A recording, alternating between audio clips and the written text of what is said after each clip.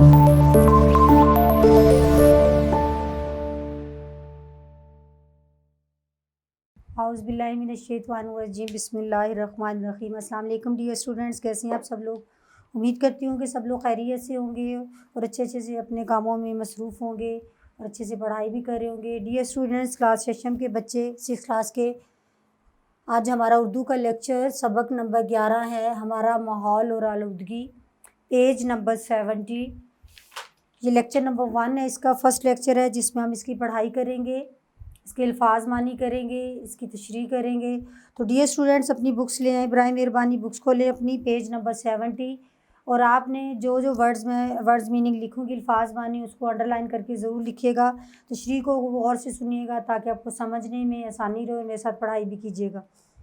तो सबसे पहले ये कुछ अल्फाज हमें दिए गए हैं, इन अल्फाज को हम दुरुस्त लफ्ज़ के साथ अदा करेंगे। मैं साथ में इसके मानी भी बोल दूँगी, अगर आप लिखना चाहें तो ठीक है, इसके मानी ऊपर लिख लें, नीचे सबक के अंदर जब आएंगे तब तो हम लाजमन इसको लिखेंगे। तो डियर स्टूडेंट्स, सबसे पहले आपको बताती चलूँ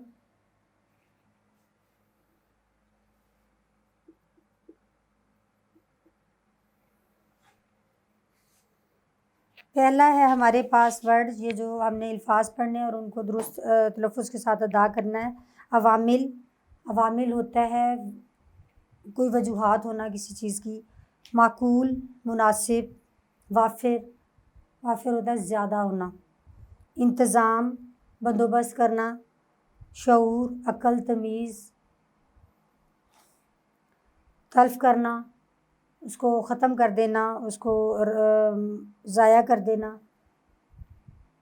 इंसान सदियों से इस कुराए अर्ज़ पर आबाद है।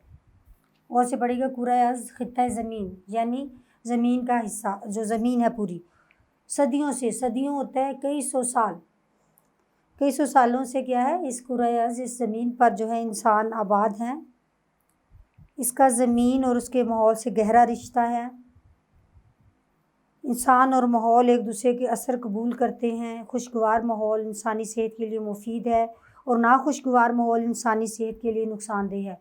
तो डियर स्टूडेंट्स, आप देखिए बड़ी आसानी से समझ जाएंगे कि सदियों से इंसान कहाँ रह रहा है, इस खित्ता ज़मीन पर, यानी ज़मीन जो अल्लाह ताला ने बनाई, इंसान रहता है। तो इसके माहौल, इसीलिए इस ज़मीन का जो माहौल है उससे उसका गहरा रिश्ता होगा, क्योंकि सदियों से इंसान ज़मीन पर रह रहा है। तो जहाँ रहते हैं वहाँ के माहौल के भी आपका आपस में ताल्लुक़ होता है, रिश्ता होता है। तो इंसान जो है, इंसान और माहौल एक दूसरे का असर कबूल भी करते हैं। अगर अच्छा माहौल होगा तो आपका मूड खुशगवार होगा, अच्छे काम करेंगे। अगर माहौल ठीक नहीं होगा तो आप मतलब ज़हनी तौर पर भी परेशान होंगे, काम भी अच्छे से नहीं कर सकेंगे, आपकी सेहत का भी नुकसान होगा। माहौल क्या है, पहले मैं रीडिंग करूँगी, उसके बाद मैं आपको बताऊँगी माहौल क्या है।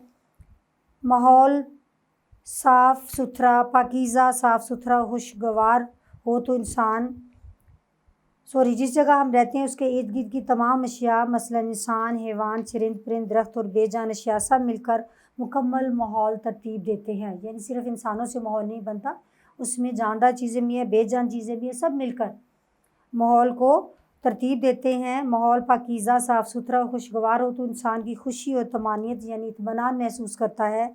लेकिन अगर माहौल आलूदा और ख़राब हो जाए, आलूदा यानी गंदे ज़रात से भरा हुआ और ख़राब हो जाए, तो इंसान मुसरत और रूहानी खुशी की बजाय दुख और मुसीबत में, जिस्मानी तकलीफ़ भी होती है और ज़हनी आप तकलीफ़ भी महसूस करते हैं। अगर माहौल अच्छा ना हो, उसकी ज़िंदगी मुसलसल अज़ाब से दो चार हो जाती है।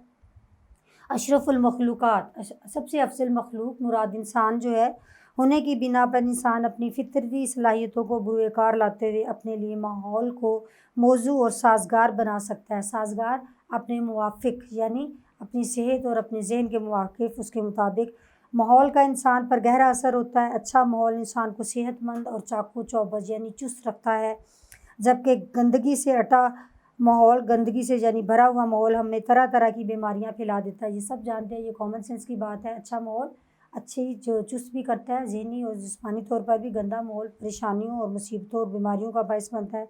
साइंस की तरक्की ने हमें अच्छी तरह समझा दिया कि गंदगी का बीमारियों से बुराए रास्त ताल्लुक़ है। देखिए, आप बीमार होंगे तो आप फ़िज़िकली, आप जिस्मानी तौर पर भी अच्छा काम नहीं कर सकेंगे, ज़हनी तौर पर भी अच्छा काम नहीं कर सकेंगे। कूड़ा करकट और गंदे पानी के जोहड़ वो जगह हैं जहाँ मक्खियाँ, मच्छर और नौ अक़साम के कीड़े मकोड़े बकसरत परवरिश पाते हैं। अल्लाह ताला ने बहुत सारी देखें इशरात अबला मखलूक़ात कई अल्लाह ताला ने बनाई हैं। बहुत सारी ऐसी हैं जो हमें फ़ज़ा में नज़र नहीं आती। आप देखें कि कोई अगर मर जाता है तो उसका जिस्म गल सड़ कर ज़मीन के अंदर वो शामिल हो जाता है। तो वो ये सारे जरासीम जो हैं वरना अगर ये जरासीम ना होते जो उनको गिरा ये इशरात ना होती जो गड़ा उसको सड़ा के उसको मतलब ज़मीन के साथ शामिल कर रही होती हैं तो ज़मीन पर लाशों का ढेर लग जाता मुर्दा जानवरों और इंसानों का। मतलब ये कि मुख्तलिफ़ मक्खियाँ, मच्छर और अनवाउ अक़साम के कीड़े मकोड़े बकसरत परवरिश पाते हैं। इसके अलावा इन जगहों पर ऐसे जरासीम भी होते हैं जो आँखों से नज़र नहीं आते। जैसा मैंने कहा है कि कोई अगर मुर्दा हम कोई जानवर फेंक आते हैं तो कुछ देर बाद वो गल सड़ जाता है, ज़मीन के अंदर वो शामिल हो जाता है। तो मतलब वो जरासीम जो हमें नज़र नहीं आते वो उसको डिस्पोज़ यानी उसको ख़त्म कर देते हैं। नतीजतन करीबी आबादियाँ बीमारियों में पीने और दूसरी अशिया पर बैठते हैं। ये अपने साथ गंदगी और बीमारियाँ पैदा करने वाले जरासीम लाते हैं। इसलिए ऐसा कोई मुर्दा अगर जानवर का कोई जिस्म हो उसे दूर किसी इलाके में फेंक के आना चाहिए जो आबादी से दूर हो, क्योंकि वहाँ मक्खियाँ, मच्छर ऐसी चीज़ें बैठती हैं फिर वो आके हमारे खानों पर हमारे ऊपर बैठती हैं और बीमारी का जरासीम लेकर आती हैं और बीमारी का बायस बनती हैं। नतीजतन करीबी आबादियाँ बीमारियों में मुब्तला हो जाती हैं। अगरचे ये गंदगी, कूड़ा करकट और आलूदा पानी ज़्यादा अरसे तक एक जगह रहें तो इससे मुख्तलिफ़ बीमारियों के अलावा बदबू और तौफ़न बदबू होता है। वो आप कह लें कि असराते मतलब बहुत तेज़दार स्मेल वाला बू वाला पानी में मुब्तला बदबू आती है जिस पे जीना मुहाल हो जाता है, मुश्किल हो जाता है। हमारा दीन भी हमें सफ़ाई और पाकीज़गी को इख्तियार करने और गंदगी से बचने की तलकीन करता है। आपने पढ़ा होगा सफ़ाई पर मज़मून पढ़ते हैं कहीं भी सफ़ाई निस्फ़ ईमान है। निस्फ़ होता है आधा ईमान सफ़ाई साफ़ सुथरा रहना। देखो नमाज़ पढ़ते हैं, वज़ू करते हैं, गुस्ल करें आप साफ़ सुथरे हो जाते हैं, सारा जिस्म आपका साफ़ हो जाता है। एक वक्त था जब लोगों को माहौल और उसकी सफ़ाई की अहमियत का अंदाज़ा ना था। एक वक्त था लोगों को माहौल की सफ़ाई का अंदाज़ा ना था लेकिन साइंसी तरक्की से ये बात ज़ोरे रोशन की तरह अयाम वाज़िया हो गई। यानी एक रोशन सोच या अक्ल शऊर अल्लाह ताला ने दिया तो ये बात वाज़िया हो गई, आया हो चुकी है कि किसी किस्म का माहौल हमारे लिए फ़ायदेमंद और किस किस्म का माहौल हमारे लिए नुकसानदेह है। हमें पता है कि हैज़ा, टाइफाइड, पोलियो जैसी दूसरी बीमारियाँ मुख्तलिफ़ जरासीम, बैक्टीरिया, वायरस की वजह से पैदा होती हैं। कोरोना जैसी मौजी वबा भी एक जानलेवा वायरस की वजह से फैली है। अभी आप नौजवान हैं, आप बच्चे हैं, आपको पता है कि अभी 2-3 साल पहले कोरोना की कितनी वबाई जो मर्ज़ था कितना बुरी तरह उसने कितनी जानें उगली, पूरी दुनिया में ये फैला। तो ये एक जानलेवा वायरस था। साइंस की तरक्की ने हमें शऊर दिया कि हमें अपने माहौल, अपना मोहल्ला, अपना इलाका, दीगर मुतल्लकात को साफ़ सुथरा रखना चाहिए। अगर ये तमाम चीज़ें साफ़ होंगी तो बीमारियाँ हमसे दूर रहेंगी। ठीक हो गया। अब बाज़ार में ऐसे स्प्रे बआसानी दस्तयाब हैं, यानी आसानी से मिल जाते हैं जो हमारी सेहत के लिए ख़तरा बनने वाले जरासीम को तल्फ़ कर देते हैं, यानी ख़त्म कर देते हैं। बाज़ औक़ात ज़ेरे ज़मीन यानी पानी के नीचे जो है पानी किसी वजह से आलूदा हो जाता है। आपने देखा बहुत सारे इलाके ऐसे हैं जहाँ नलके लगाए जाते हैं, ज़ेरे ज़मीन पानी पिया भी जाता है। बहुत सारी वजूहात की वजह से वो आलूदा भी हो जाता है और पीने के काबिल नहीं रहता। साइंसी तरक्की की बदौलत इंसान ने पानी को काबिल इस्तेमाल बनाने के लिए मुख्तलिफ़ तरीके दरियाफ़्त कर लिए हैं, चुनांचे आलूदा पानी भी पीने के काबिल बनाया जा सकता है। तो डियर स्टूडेंट्स, इसको आप समझ गए होंगे कि आलूदगी की क्या वजह है, किस तरह शऊर इंसान को मिला। अब इस पेज के अल्फाज मानी की तरफ आप आ जाएँ। अल्फाज मानी हम लिखेंगे डियर स्टूडेंट्स, सारे अल्फाज को आप जो मुश्किल अल्फाज हैं उसको अंडरलाइन करें। अंडरलाइन करने के बाद उनको मेरे साथ लिखते जाइएगा। ये जो पेज अभी हमने रीडिंग किया जिसकी तशरीह की उसके हम लोग अल्फाज मानी लिख रहे हैं। एक सदी होता है 100 साल और सदियों कई सौ साल। उसके बाद है कुरे अर्ज़, खत्ता ज़मीन यानी ज़मीन, कुरे अर्ज़ ज़मीन। उसके बाद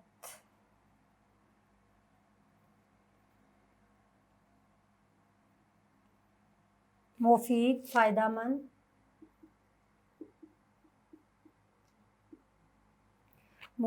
फ़ायदेमंद, आगे दिए स्टूडेंट्स आप देख लें। तमानियत,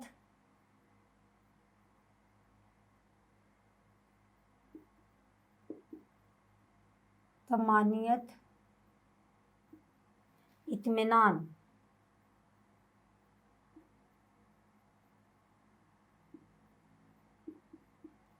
तमानियत इत्मीनान,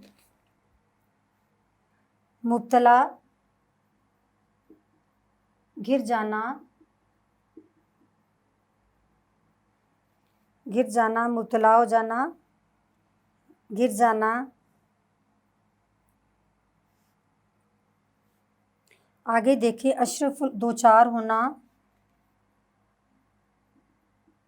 दो चार होना, सामना करना, सामना करना। उसके बाद ये स्टूडेंट्स आगे आप देखें लफ्ज़ अशरफुल मखलूक़ात, अशरफुल मखलूक़ात, सबसे आला,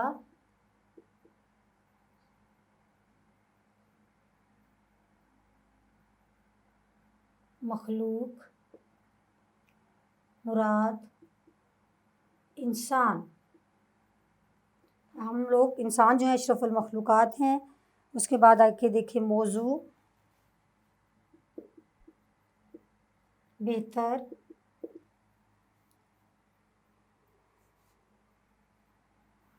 साज़गार,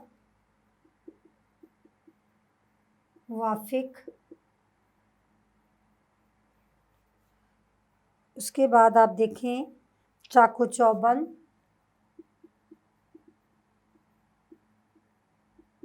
चुस्त,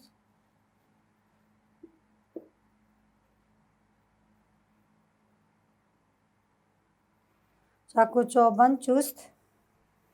अटा घिरा हुआ, अटा घिरा हुआ।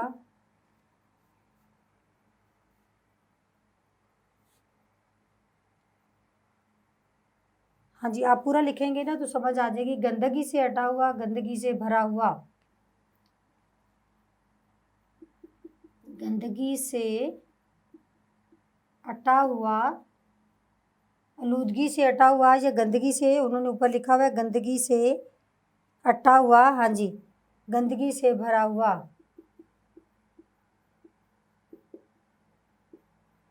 ये स्टूडेंट्स आगे वर्ड है हमारे पास जोहड़,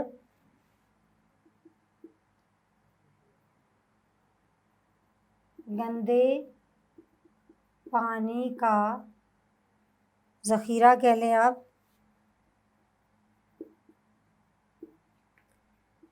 उसके बाद आगे लफ्ज़ है हमारे पास अनवा, इक़साम,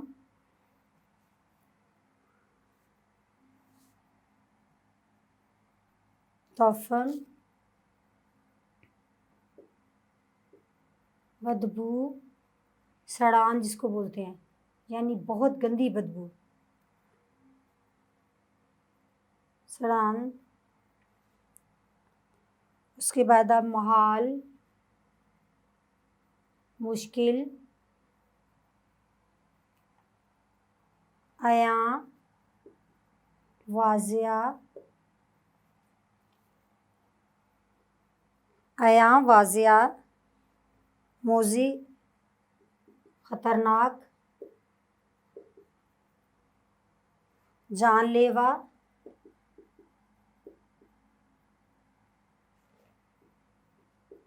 मौत देने वाला, शऊर, शऊर अक्ल। उसके बाद देखिए बाआसानी दस्तयाब, बाआसानी दस्तयाब, आसानी से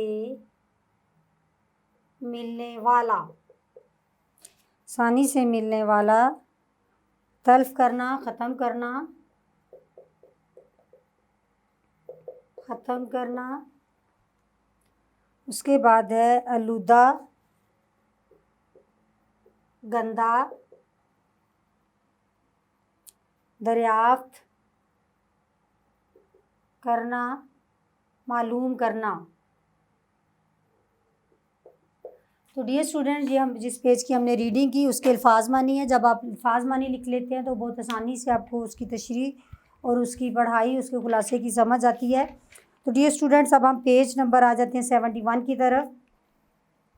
आलूदगी की कई किस्में हैं। आलूदगी की कोई एक किस्म नहीं है, कई किस्में हैं, जिनमें से 3 अहम या बड़ी किस्में हैं। 3 बड़ी किस्में: आबी आलूदगी, सूती आलूदगी, फ़ज़ाई आलूदगी। आबी होती है पानी वाली, पानी देखो हम लोग पीते हैं। सूती जो होती है आवाज़ की आलूदगी, हम सारा टाइम पीते हैं, दूसरे की बात सुनते हैं जो कानों को भली ना लगे। फ़ज़ा हमारा जो माहौल है उसकी आलूदगी। वो आलूदगी जो पानी को मुतासिर करे आबी आलूदगी कहलाती है।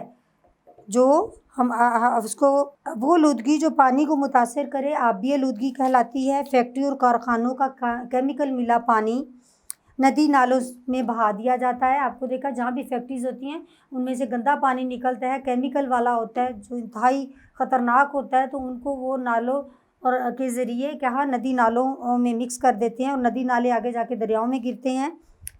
तो फिर इस तरह हमारे तक पानी शहरों के आलूदा पानी को दरियाओं में फेंक दिया जाता है। इसके नतीजे में आबी आलूदगी जन्म लेती है। अब आपको पता चल गया कैसे? क्योंकि जब भी पानी बिलवास्ता या बिलावास्ता तौर पर इंसानों, जानवरों और परिंदों के इस्तेमाल में आता है तो उसमें से वो मुख्तलिफ़ इक़साम की बीमारियों में मुब्तला हो जाता है, यानी घिर जाता है। ये पानी फसलों को दिया जाता है तो फसलें आलूदा हो जाती हैं। नतीजे के तौर पर सब इसका शिकार होते हैं। क्या है आबी आलूदगी? पानी की आलूदगी किस तरह होता है? बहुत सारी फैक्ट्रियाँ होती हैं जिसमें से गंदा पानी निकलता है, केमिकल वाला होता है, उसको नदी नालों में शामिल करके नदी नाले दरियाओं में गिरते हैं। दरियाओं से पानी जब हमारी तरफ आता है, अब देखिए जानवर, परिंदे, पौधे, फसलों को पानी दिया जाता है। तो सिर्फ इंसान ही नहीं, जानवर, हर जानदार चीज़ें, जानवर आप कह लें, पौधे कह लें, सब लोग इस आलूदा पानी से मुतासर होते हैं और बीमारियों का शिकार होकर मर जाते हैं। आलूदगी की एक बड़ी वजह सूती आलूदगी है। सूती यानी आवाज़ की आलूदगी है। बड़े बड़े शहर जो है, बड़े शहरों में आबादी बढ़ने, ट्रैफिक ज़्यादा होने की वजह से शोर की शिद्दत में हर गुज़रते दिन के साथ इजाफ़ा होता जा रहा है। आपको पता है ट्रैफिक, आप किसी भी शहर में जाएं, गांव में देख लें, ताकि अब तो गांव में बहुत सारे, पहले तो कोई ट्रैक्टर एक आध होता था। पहले आप देखो बैल होते थे, तो रेड़ियाँ होती थी, रेड़े होते थे। लेकिन अब तो ट्रैक्टरों के बाद अब उसके अलावा बहुत सारे लोगों ने गाँव तक भी गाड़ियाँ रख ली हैं। शहरों में तो आ जाए तो ट्रैफिक इतनी ज़्यादा होती है कि सड़कों से गुजरना मुश्किल हो जाता है। और हॉर्न, हर जगह पे हॉर्न हो रहे होते हैं जो कानों को बहुत बुरे लगते हैं। फैक्ट्री में काम करने वाले, उनके आप देखें फैक्ट्री बहुत ऊंची ऊंची आवाज़ से, मतलब उनके अंदर वो चल रही होती हैं मशीनें जो कानों के बहरापन का वो सबब बनती हैं। आगे देखें, शोर की शिद्दत में हर गुज़रते दिन के साथ इजाफा होता जा रहा है। फैक्ट्रियों, कारखानों और मिलों में मशीनों के से चलने की आवाज़ें से भी शोर पैदा होता है। वो लोग इस शोर में काम करते हैं, उनकी कुव्वत समात पर काफ़ी असर पड़ता है। कुव्वत समात यानी सुनने की कुव्वत। वो आपने देखा होगा, अक्सर लोग जो फैक्ट्री में काम करते हैं वो ऊंचा सुनते हैं, ऊंची आवाज़ से, और वो निस्बतन ऊंचा सुनते हैं। यही नहीं, मुसलसल शोर में ज़िंदगी बसर करने वालों के मिजाज चिड़चिड़े हो जाते हैं। चिड़चिड़े क्योंकि उन्हें जब आसानी से सुनता नहीं है तो वो चिड़चिड़ेपन का शिकार हो जाते हैं, या उनको कई तरह के असाबी अमराज में मुब्तला होने का ख़दशा होता है। यानी वो पट्ठों के मरीज़ हो जाते हैं, पट्टे खिंच जाते हैं जब उनसे वो सही नहीं सुन पाते। उसके बाद आलूदगी की एक किस्म फ़ज़ाई आलूदगी भी है। फैक्ट्रियों या कारखानों से निकलने वाला धुआं या कूड़ा करकट को आग लगाने से निकलने वाला धुआं फ़ज़ा में शामिल हो जाता है। इसके अलावा सड़क पर चलने वाली तकरीबन तमाम ट्रैफिक भी आलूदा धुआं फ़ज़ा में छोड़ती है। इस धुएं में केमिकल के ऐसे ज़र्रात होते हैं जो जानदारों के लिए नुकसानदेह होते हैं। जब इंसान, जानवर या परिंदे, यानी जानदार चीज़ें जितनी भी हैं, इंसान, जानवर या परिंदे सांस लेते हैं तो ये ज़रात सांस की नाली के ज़रिए से जिस्म में सरायत कर जाते हैं, यानी जिस्म में घुस जाते हैं और मुख्तलिफ बीमारियों का बायस बनते हैं। सांस की अक्सर बीमारियां फ़ज़ाई आलूदगी की वजह से पैदा होती हैं। तो डियर स्टूडेंट्स, फ़ज़ाई आलूदगी जो सबसे ज़्यादा ख़तरनाक है मेरे नज़दीक, हम लोग सारा टाइम सांस लेते हैं, हम फ़ज़ा में चलते उठते फिरते हैं। पानी को भी हम लोग इसी तरीके फ़ज़ा का साफ़ रखने के लिए बहुत ज़रूरी है। सिर्फ फैक्ट्रियों के धुएँ नहीं, और इसके अलावा आग लगा देते हैं कचरे को, उसका धुआं।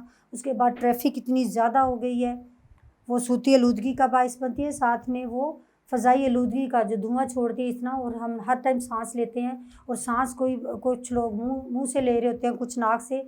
आपने देखे अल्लाह ताला ने, मैं आपको थोड़ा बताती चलूँ कि अल्लाह ताला ने इंसान में अल्लाह ताला ने हर तरह से महफूज रखने के लिए कोई ना कोई इंतज़ाम किया है। इंसान के नाक के अंदर कुछ बाल होते हैं, वो बाल अल्लाह ताला का देखिए कि कितना बड़ा ये काम है। सुभान अल्लाह, अल्लाह ताला की नेमतों का जितना शुक्र अदा करे कम है। आपने देखा होगा कि नाक के अंदर अक्सर गंद आपके जमा हुआ होता है जिसको आप निकालते हैं। एक्चुअली हम नाक से सांस लेते हैं तो वो जो आपके लिए ज़रात जो गंद होता है फ़ज़ा के अंदर, जो सांस लेते वक्त फ़ज़ा के अंदर होता है, साफ़ सांस अंदर जाती है और वो नाक में रुक जाते हैं। लेकिन ये कि फ़ज़ा इतनी गंदी है फिर भी वो अंदर जाते हुए इतनी आलूदगी हो चुकी है। तो कहने का मकसद ये है कि आप लोग और दूसरी कोशिश करें कि जो लोग मुँह से सांस लेते हैं मुँह खोल कर, कि वो नाक से ही सांस लें। अल्लाह ताला ने सिस्टम रखा है, जो चीज़ इस मकसद के लिए अल्लाह ने बनाई है उसी को इस्तेमाल में उसके मुताबिक लाना चाहिए। तो डियर स्टूडेंट्स, आगे देखें, ज़रूरत इस अमर की है कि हम अपने माहौल का ख़ास ख्याल रखें, अपने इर्द गिर्द गंदगी ना फैलाएं, सफाई को अहमियत दें, फैक्ट्रियों के जहरीले मवाद को मुनासिब और महफूज तरीके से ज़ाया करें, गाड़ियों की मुनासिब देखभाल की जाए ताकि उन्हें मतलब मैकेनिक को दिखाया जाए, वर्कशॉप ले जाया जाए अगर धुआं छोड़ती हैं, उनके ज़रिए आलूदगी में इजाफ़ा ना हो, उनको चेक करवाया जाए। आलूदगी फैलाने वाली फैक्ट्री और गाड़ियों के मालकान पर भारी जुर्माने किए जाएँ, क्योंकि देखिए वो कोई ना कोई सिस्टम होता है जिसको आप उनका मुकम्मल इस्तेमाल करें, वो सिस्टम सारा ठीक हो तो धुआं इस तरह नहीं निकलता ना, जहरीली मवाद वो इतना छोड़ सकती हैं और उनको जुर्माना करना चाहिए ताकि माहौल ख़राब ना हो। अगर हम अपने माहौल का ख्याल रखेंगे तो ख़ुद ही सेहतमंद होंगे, हमारी आने वाली नस्लें भी सेहतमंद होंगी, हमारे बच्चे भी सेहतमंद होंगे और मुआशरा भी फले फूलेगा। तो डियर स्टूडेंट्स, अब इस अल्फाज के इस पेज के अल्फाज मानी की तरफ आ जाएँ। पहला पेज जो हमने रीडिंग किया तो उसके अल्फाज मानी कर लिए। अब इसकी तरफ आप आएँ। आबी पानी, आबी पानी, आबी के बाद है डियर स्टूडेंट्स सोती, स्वाद से है सोती, आवाज़, उसके बाद आप देखें जन्म लेना, पैदा होना,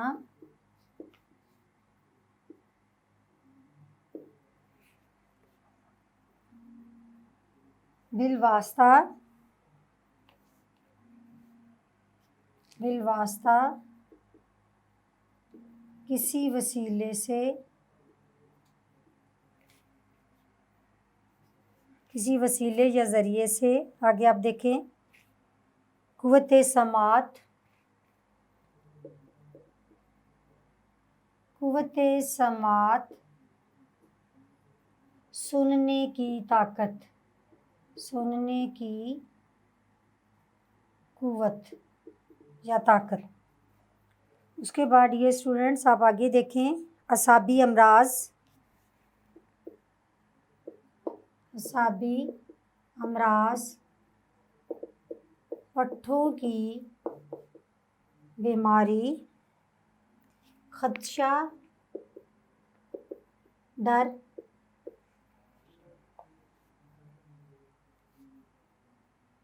आलूदा, पहले भी मैं सुन गया आलूदगी या आलूदा खराब,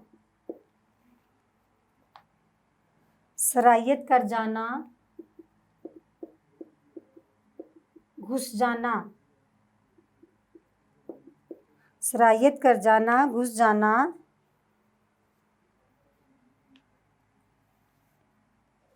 जहरीले मवाद, जहरीले ख़तरनाक,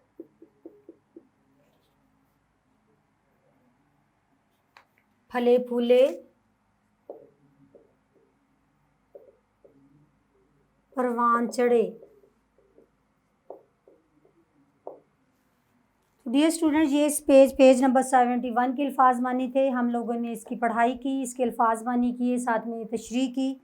उम्मीद करती हूँ कि आपको बड़े अच्छे से समझ आ गई होगी कि हमें अपने माहौल को कैसे साफ़ रखना है, माहौल और इंसान का क्या ताल्लुक़ होता है, कौन सी मतलब आलूदगी की कितनी इक़साम है, कौन सी ज़्यादा मतलब ख़तरनाक और अहम ज़्यादा हैं, सूती, आबी और फ़ज़ाई।